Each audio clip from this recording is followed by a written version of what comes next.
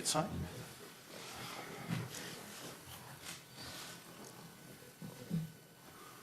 Good afternoon and welcome to Wembley. I'd like to start with a couple of thank yous. First to my Club England colleagues here for putting in tremendous efforts and support during what has been a challenging week. And secondly, to the FA board. We've had tremendously strong support from that board. It's a 14-person board now, but they have provided a unified view and a tremendous level of backing. And I also want to just mention the level of football expertise on that board. We have people with huge knowledge of the game, and the guidance and help they've given during this period has been very important for me.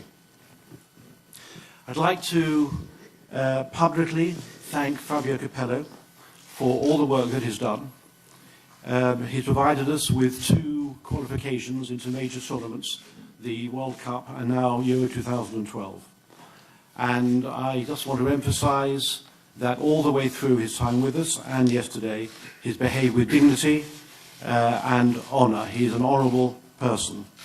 And I'm able to say that yesterday, not an easy day, we concluded matters with a handshake. Any reports of storming out are not true and a complete misrepresentation of fact. Now, I've been in football now for nearly 20 years, and I've got a good understanding of relationships with managers. And I do agree that the manager is the most important person in a football club or an organisation like this. But there are moments when the board and the chairman have to step up to the plate and when strong leadership is required. I want to emphasise that Fabio has had 100% support from myself and the organisation through his tenure here. I'd now like, just for the sake of clarity, to recap on recent events. We all believed that the John Terry case would be dealt with in March or April. When it was postponed, we were taken by surprise, like everyone else was taken by surprise. And the board made a very quick and important unanimous decision regarding the captaincy. I informed Fabio on Thursday evening, as soon as I could, once the decision had been made. You'll understand, with 14 people on the board, there's quite a lot of communication and phone calls necessary.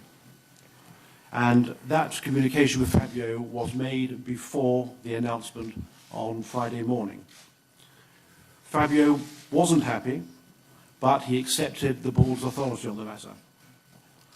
On Sunday, Fabio conducted an interview with an Italian broadcaster. That caused conjecture and huge public debate and, frankly, produced an unsatisfactory situation. Alex Horn and I met with Fabio yesterday. We had a meeting lasting a little over an hour, and it was a very detailed meeting with a lot of very detailed questions asked by us.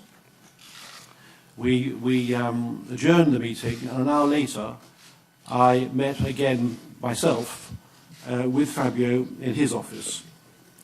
And it was at that time that he offered his resignation, and I, on behalf of the board, agreed that this was the right decision for the FA. I want to emphasise that the meetings were professional and amicable.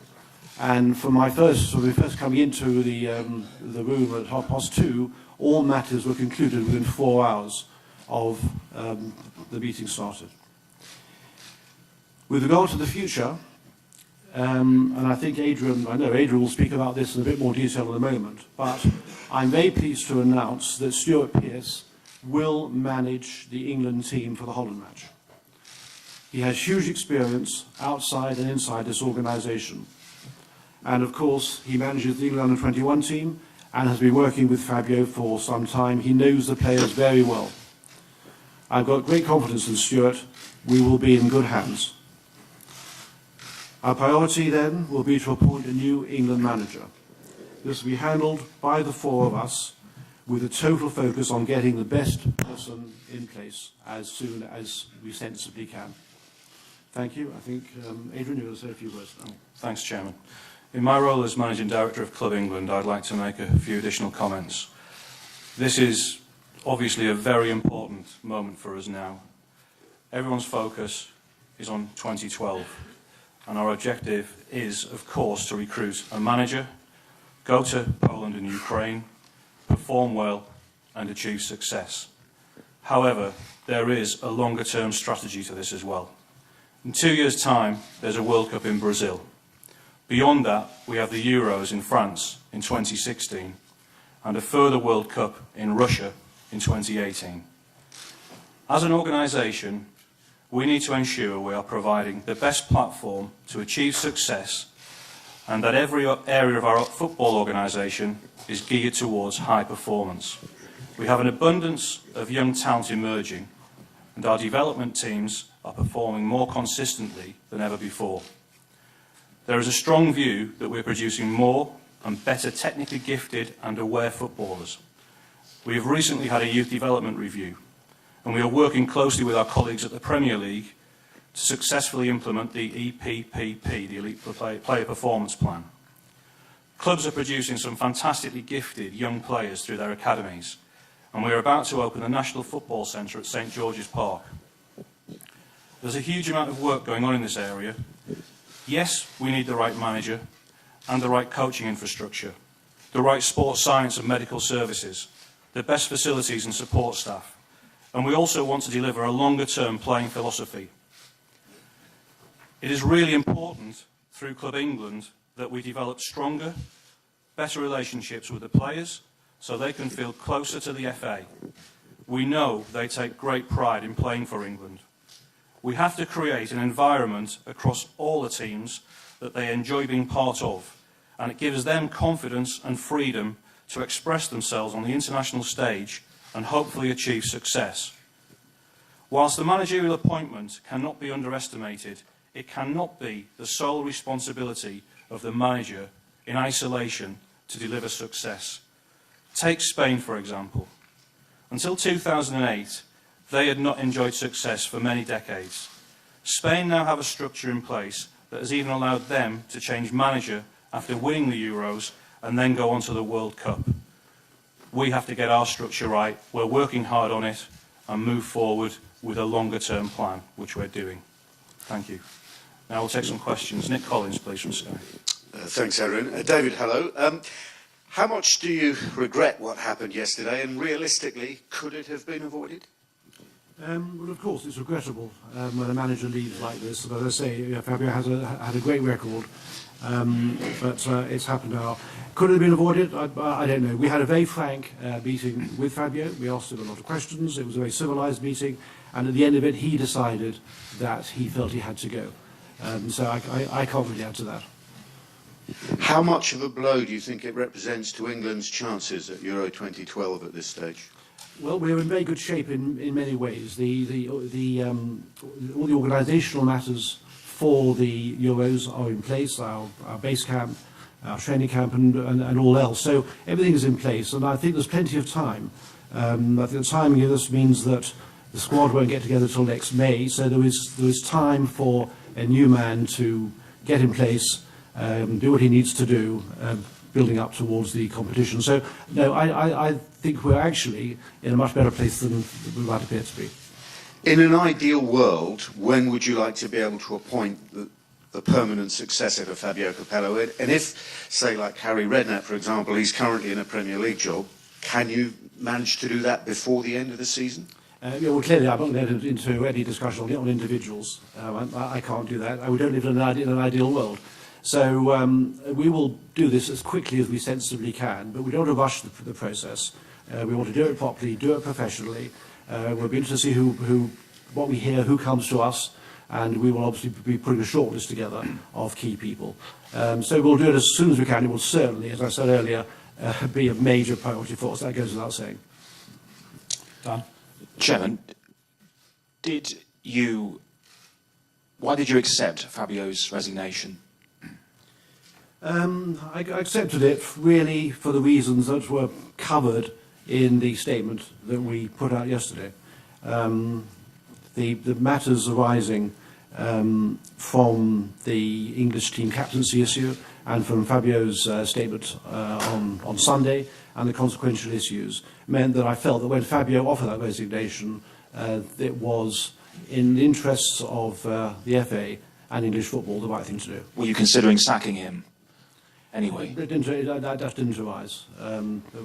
We'd had, I say, a full and frank discussion with him, and he came to that conclusion himself. What wasn't said on your part, do you think, that meant that he had to offer his resignation? What did he want to hear, which he didn't hear? I can't answer that. I can't read his mind. I say we were very open, Alex and I, at the meeting. We covered a range of issues about the interview that he'd done and about some of the consequential issues. It was a private conversation, so obviously clearly I don't want to say too much as to what happened. But it was exhaustive, and Fabio drew his own conclusions. On reflection, do you think it was the wrong decision not to suspend John Terry when he was initially charged by the CPS, and therefore you could have avoided all this? No, I don't. I think we've got it absolutely right. Until the court's decision to postpone the matter till after the Euros, we did feel that the best solution here was for the court, as we thought it would do in March or April, to come to a conclusion, guilty or innocent, and then we could have reacted accordingly. Once that changed, it changed the whole dynamic. And the FA board did feel clearly that with the nature of the England captaincy, the totemic issue of the England captaincy, going into a European Championships with this issue overhanging was not the thing that we wanted. Steve? Chairman, was the first time the word resign mentioned yesterday with that second meeting with Fabio, or had you given him an ultimatum beforehand? No, absolutely not. There was absolutely no ultimatum. The first meeting, as I say, was a question and answer sort of session, and on both sides. He asked us one or two questions as well, and we left that meeting really for him to think about the situation and for us to do the same. So no, he was put under no pressure at all at the first meeting. You asked him to go away and think about whether he wanted to stay on the job? No, we just said we would part then, and we would just think about the situation and come back and have a follow-up conversation. You talked in your opening remarks about strong leadership. You've taken a stand here, a principled decision, some people might say. Do you think you've done that at the expense of the England football team? No, I think, first I think principles are extremely important, and I do not think that. No, I think in the long term, I think the things we've done should be very much in the interest of the English football team.